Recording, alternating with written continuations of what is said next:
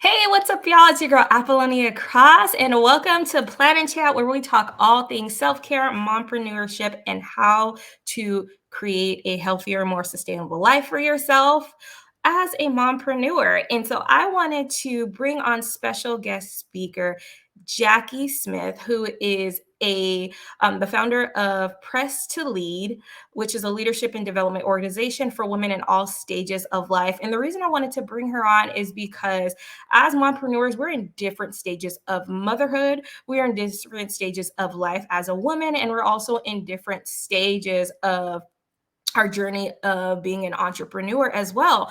And when it comes to stepping into your role as a leader, sometimes we don't feel like we're leaders at all. And so I wanted to bring Jackie on so that way we can talk about this a little bit more on someone who specializes in this. And also, hopefully, we can help you guys figure out how to develop your leadership skills while you are in transition, whichever season of life that you're in. Okay, so let me go ahead and bring her onto the chat. And as you guys are hopping on, make sure you post down below and let us know where you're at in the world. And so we can connect with you guys as you guys are watching the video. And hello, Miss Jackie. How are you doing? Hi, I'm good. Thank you for having me. Yeah, thank you for coming on Plan and Chat. I'm so excited to get this conversation going because this was something that you and I both felt really was a good topic that we needed to discuss. And so, before we go ahead and dive right in, I would love for you to just share a little bit more about yourself and how you got started with um, Press to Lead and a little bit more about that. Yeah, so thank you again for having me. As you said, my name is Jackie Smith, and the reason why I started Press to Lead is because I had the opportunity to work on my doctorate, and I was working at the same time. So during that time, I was working a full-time job. I had gotten into a very serious relationship that I'm now married. So I was juggling a lot, and during that, I had experienced a lot of trauma in the workplace, a lot of challenges, and when I finished my doctoral work, I actually realized that I could take this and use this to help other women. And one of the things that really helped me in developing press was thinking about my walk and my faith. Mm. And so there were things that I had to do to help me to get through those seasons. And the crazy thing about it, when I finished my doctoral work, I got engaged, which was exciting. And I've been waiting for that for a long time. But then a week later, my brother passed. So Oh. I still had work. I was trying to plan a wedding and trying to be excited about that at the same time, but also process grief and all of the things that I was experiencing as a leader. So I realized that women needed a safe place. Mhm. And I think that one of the things with businesses is that you always have to meet a need. And so I knew that that was something that I needed. And so if I needed that, I knew other women needed it too. And it didn't matter where they were in their leadership phase or where they were in their career or where they were personally. I just knew that women needed a safe space. So that's why I created Press to Lead. I love that. And you're so right. Like like just mentioning all the things, you were there was a lot. And it was beautiful because there's a lot of beautiful things that happen, but you're honest. Like there was a lot of hard things that happened too. And I think unfortunately, especially in the workplace, a lot and pre-pandemic wise, it was just hustle and grind mentality, and it was just do what you got to do. It doesn't matter, don't feel. And that's not how us as women operate Right. at all. Right. It And would we're be fixers. nice. Right, like we just don't operate that way, or we don't operate that way healthily for a long period of time. And so the fact that you decided to transition and you've seen that need in, like you said, tying your faith and taking that step out in starting your own company and using the same exact skills that you were using at a job where you were not being valued or appreciated or respected for what you were doing, and actually giving that to other women who could really use that. It was just that's beautiful. That's amazing. I love it. Thank you. So let's talk a little bit more about that because there was a lot of transitions, like you said, that you were going through a lot. And Yeah. so, what was the thing that was like the most difficult you felt like that you had to learn how to manage, um, and still have to show up as a leader? Because I feel like, especially a lot of women, we carry a whole lot of roles, and it can be very difficult to shut ourselves off Mhm. for an extended period of time. So how were you able to really manage that and still maintain everything that you were doing? Well, one of the things for me, it was really difficult during the grief process and also planning the wedding to just process it all. So I remember when I went back to work after being out when my brother passed, and it just seemed like every Thursday was really difficult for me. Mm, And I guess it was just because a Thursday was a day that, we had my brother's service. But I really struggled with how to process my emotions when I was at work because in my position, I was in a position where I was in charge of things. So I had to be on. I ran meetings, I had to be in front of large groups. But it mm, just seemed like every Thursday around that time, I really struggled. So right. what really helped me was I just really started reading. Like I kind of hid myself into books and I actually started to pick up fiction, but then I also started to pick up some more leadership books. But then I also started writing too. So I really used those tools to just process how I was feeling. Mm, And that was really what helped me to get through those most challenging times. I love that you said that, like, because finding a hobby or something that you're interested in is definitely great as a therapeutic standpoint. Um, but the fact that how, because I don't know, did you seek therapy during that time or? So the good thing is that I was actually seeing someone before my brother passed, and because I was finishing up my doctorate, so I was preparing for my defense, and I knew that my relationship was moving in the direction that I was going to get engaged. But I mean, you know how it is as a woman, you don't want to just You don't say. wanna get your hopes up and I then be mad. didn't want to put pressure on him because I didn't want him to run away, but it worked out. But I knew that there were things that I needed to do to get myself to that space and things that I needed to work on as an individual because I knew that as my life was moving to that next chapter that I wanted to be ready for that. So I knew that when the ring came, I was like, okay, I have to be prepared. Right. How am I gonna say yes? No. Yeah, how am I gonna say yes? But I actually did go to therapy and it really helped me because I was also going to church as well. But Mhm, I also believe in church and I believe in therapy too, because it really helped me to have someone that I could process those things with that would give me an unbiased opinion and that could give me some tools. Because to be 100% transparent, I was having a hard time sleeping.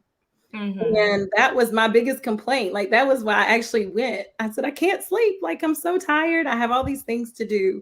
And she was a faith-based therapist, actually, and she gave me some really good resources to help me with that. So she recommended things like lavender, just reading some things that were not stressful before bed, just to turn your mind off. And then Mhm, also doing things like brain dump, which mhm. I use my planner for that a lot, just getting all of that stuff out of your head so that you're not taking it to bed and you don't have that stress. So that's what I did, and that really helped me. Nice, and I love that you did mention, like, you found a faith-based therapist, and I'm sure the fact that she tied you into making sure, like, she obviously validated your feelings and all of the things and helped you learn how to manage those a lot better, but one thing she didn't do was automatically try to just say, "Okay, well, maybe we can get you on antidepressants and all of these things." Like, Right. she made sure that you were healing through what you were going through. And I think that's so big, especially when you're a leader, yeah, a quick fix, you want to focus on just doing what you got to do, doing what you got to Mhm. do. And I feel like a lot of us moms can relate to that because we're like, I got drop ups, I got kids I got feed, I got business I got to handle, I still got to go to work. Like, we don't feel like we can give ourselves that permission to slow down and stop. And so a lot of women do lead to antidepressants or other coping skills like overeating, eating our feelings. and Mhm. and that can lead to other issues. But like, I love that you had that resource, and how she led you to even more resources that allowed you to, like I said, heal through what you're going through. And so talking more about like the books and journaling, What were some of the leadership books that you read that were by women?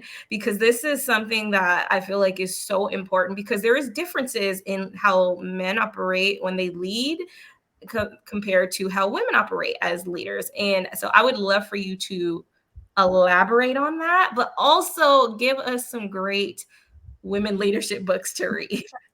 I sure will. So, and you're right. I mean, this field is male dominated. There are a lot of men that are talking about leadership, and there is some value to the things that they're saying. And I will say that in my doctoral work, I read my share of leadership books by men, but it was nice every now and then that there would be a glimmer, of hope with a book by a woman.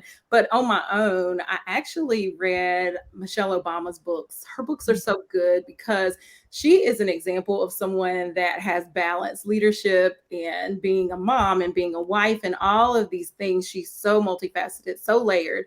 So her books have been phenomenal to read. One book that's not necessarily a traditional leadership book, but it helps women to really think about the strengths that they have as Strength Finders. It's a great book just to look at and to research and see where your strengths are.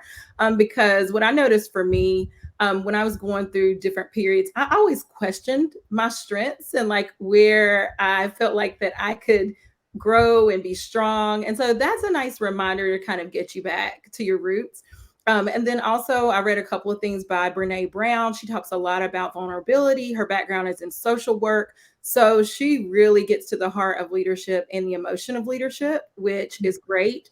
And she has so many wonderful resources on her website. And then a lot of actual therapists and mental health professionals and careers, they actually reference her work a lot and they get certified in that.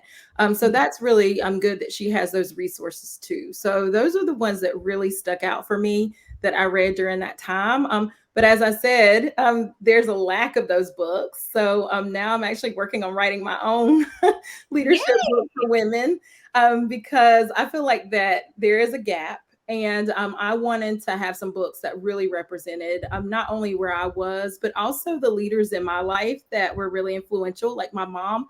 My mom didn't go to a 4-year college, but she was the most influential leaders that I knew because she understood what sacrifice was.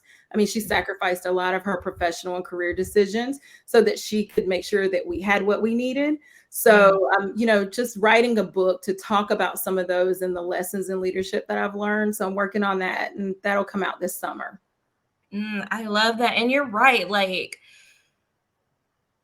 especially like you mentioned, like we as women have a very difficult time really recognizing our own roles as leaders and as just strong women, because there's so many different differences, right? And so many different identities. And a lot of the times, like you said, one of the biggest women who were leaders for you and the most influential was your mom. And especially in today's day and age, being a stay-at-home mom or choosing to not advance in things in careers for the sake of family and putting family first and all that, it's not necessarily as respected or appreciated or even understood. It's beginning to change very slightly, but not as much as it is to still climb the corporate ladder and hustle and grind and all of those things. Like, it's very gradually starting to change, but there is still a lot that is underappreciated in how we as women view ourselves as leaders, even though we may not have the titles, even though we may not have the degrees, or anything like that. But it does not negate the fact that you are a leader. So, what are some like good leadership exercises that us as women can do, especially if we are at home with kids in the middle of diapers and all of the things, or even maybe you're a mom who is like a free Uber driver and you're trying to, still rediscover who you are and develop those leadership skills, so you can start eventually getting back into the workplace or even, get the courage to launch a business. Like, what are those some exercises and activities that you can do at home, maybe with your kids, because that will your kids are like your little employees. So let's keep it real, okay? If you train them right, they will be great. But so yeah, what are some of those things that you would recommend for women to do who are at home? So journaling is a great thing to do. It's something that we all can get access to a notebook. And I know that there are so many beautiful notebooks and journals and things that we can purchase. But sometimes just grabbing what you have close by and actually writing down. That's what I did. I had to write down and process a lot of those things that I was experiencing. And even when I made decisions as a leader that I didn't always think were the best or I questioned them, it was a great way to process it, because Mhm. I think the thing is, everyone talks about giving grace, and it's true. We do have to give grace, but we also need to give it to ourselves and not just everyone else. Because I think it's really hard to be hard on yourself and to question a decision that maybe you've made. But I learned that for me, just taking the time to process that in writing.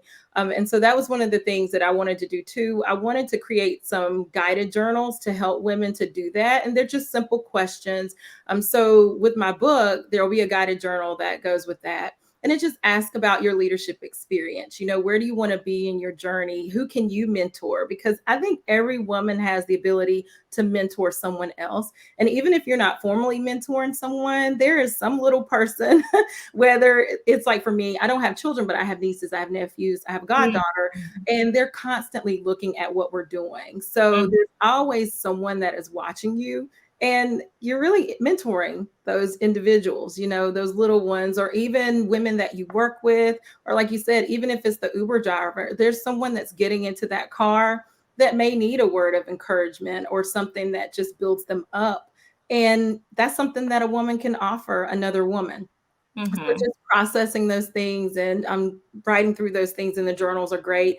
And the other thing that I really love, like I said, reading is always great. Just finding something that you enjoy, even if it's not a leadership book, reading a little bit of fiction to just kind of get your head outside of, just the real world for a little bit, to step back into that. But then also podcast. I took the time to listen to a lot of podcasts, and I would walk, and walking really helped me because that was something that I could do just to give me a little break from everything. And then it gave me that me time just to kind of process those things. Mhm. I love it. I love it. Um, and so what it sounds like you're describing, like, so one, we kind of touched on it a little bit, like what you said was there's such a big difference between how men lead compared to women lead, and there is a very big gap. And the way that you're describing to actually develop your leadership, it actually sounds like it's more of learning how to develop your influence instead while you're in transition. Because when we think of leader, it's like, do what I say because I said it, right? Or we think of, you follow me because I'm always right.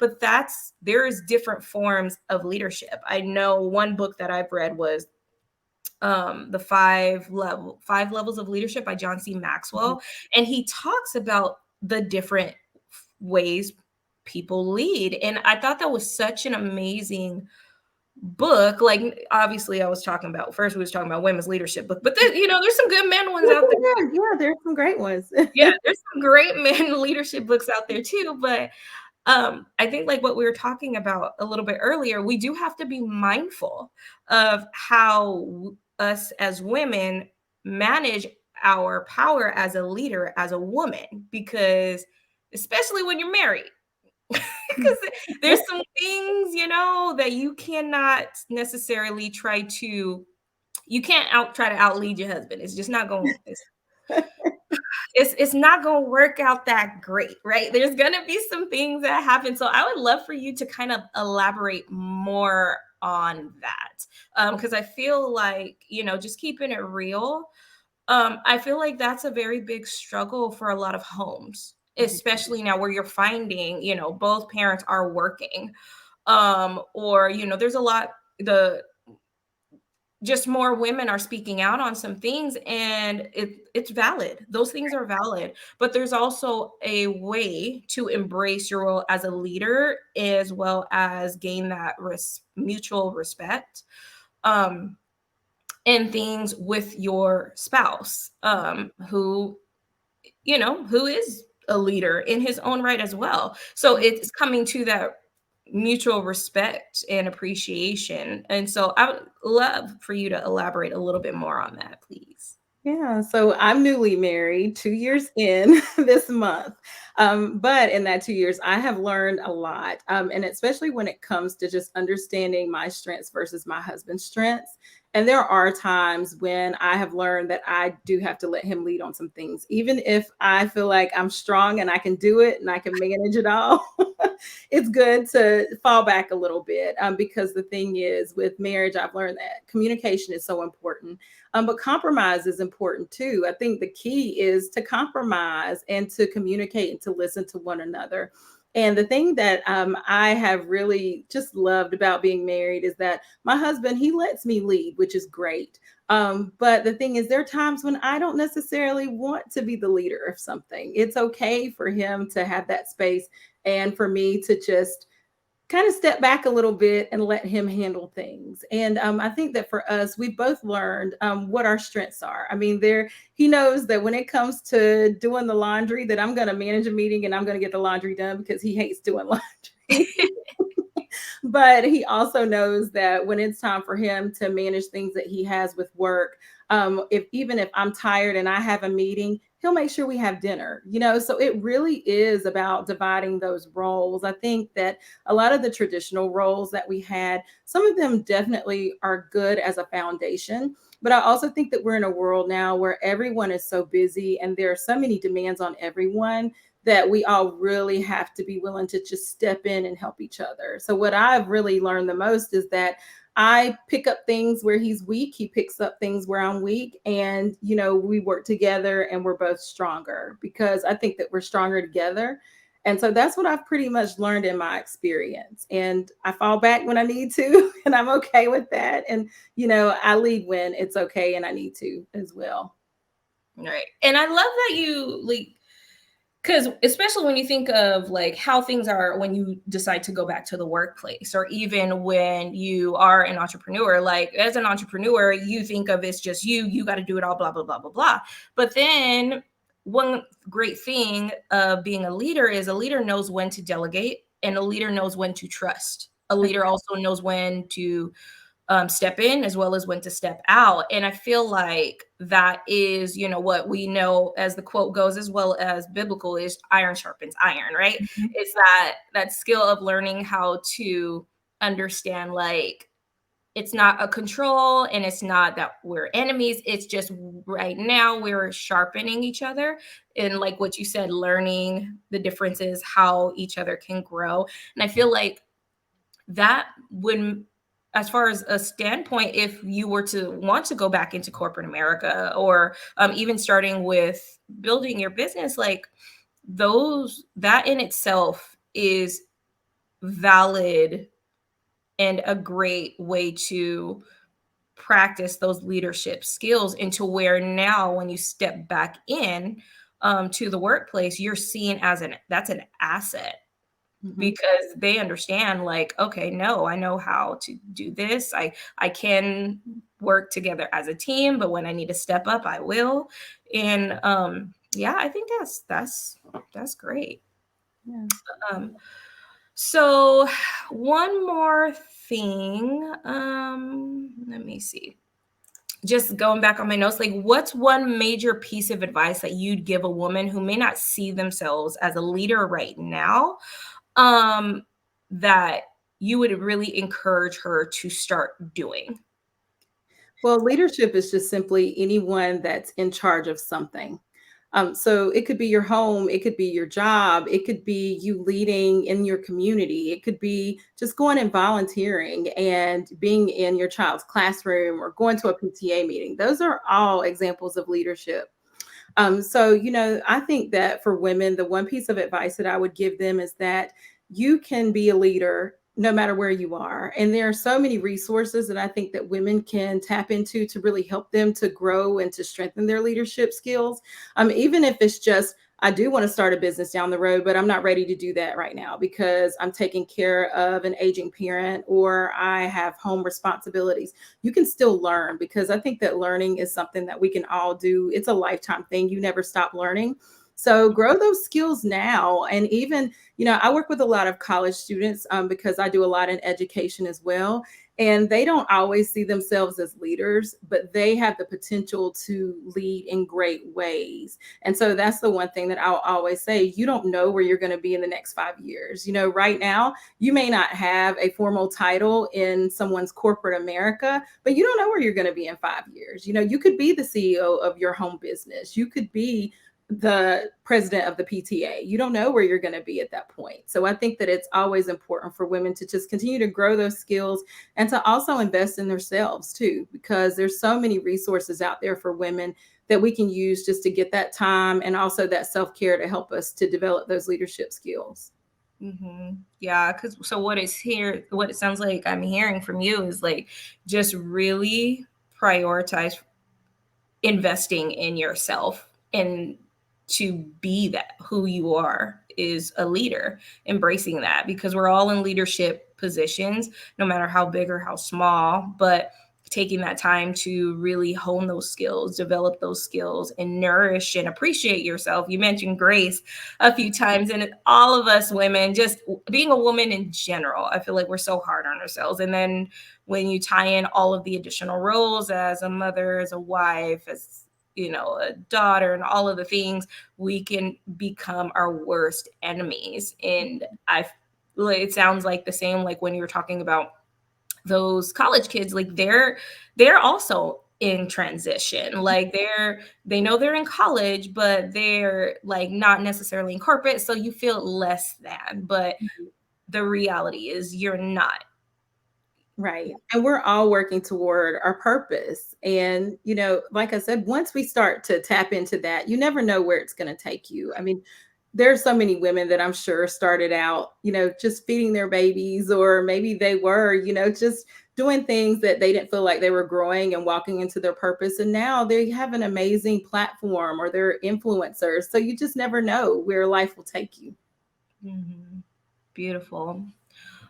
So as we're getting ready to close out, let me see. One thing that I did want to talk about, like you mentioned, because you and I are both like planner and journaling. Yeah. I won't say addicts because I don't like that word, but we are planning and journaling enthusiasts. Yeah. And you've mentioned going to go wild. So that's one thing that I wanted to talk about. Like, so I one of the things that I really love to do to kind of help me step out of my shell is surround myself with other women who may be doing what I would like to do in the future, and learn from them. You mentioned that, spending and investing time in learning and growing.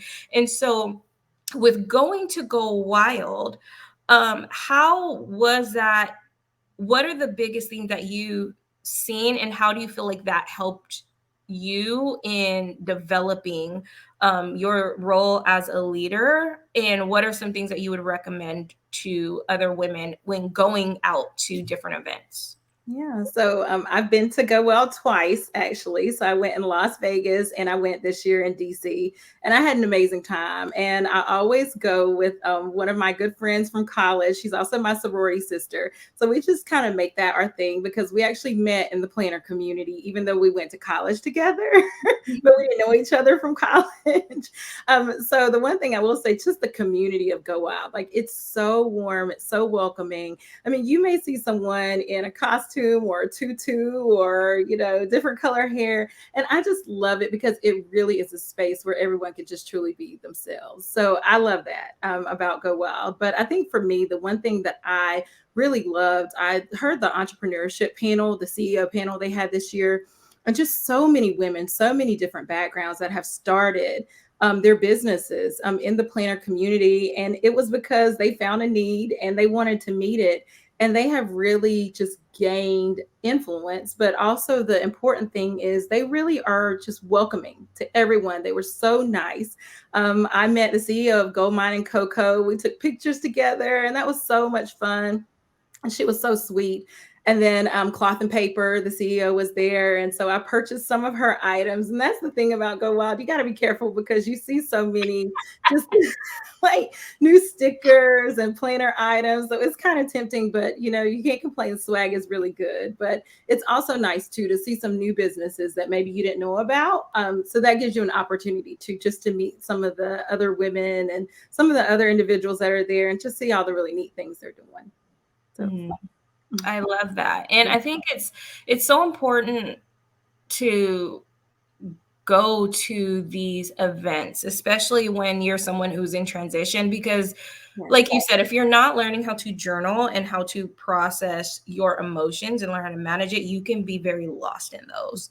Um, and so stepping out of that comfort zone and into an environment where you see other women who are in their season of that, it gives you the courage, and it also gives you the belief, like, if they can do it, I can do it too, if that is what I so choose. Right. And it renews that hope and that light, like you mentioned Michelle Obama, that light that we all carry. I read both of her books. I love her. Me, her, and Oprah are BFFs. They just don't know yet. Yeah, no, they're my big sisters. I'm the baby of them all.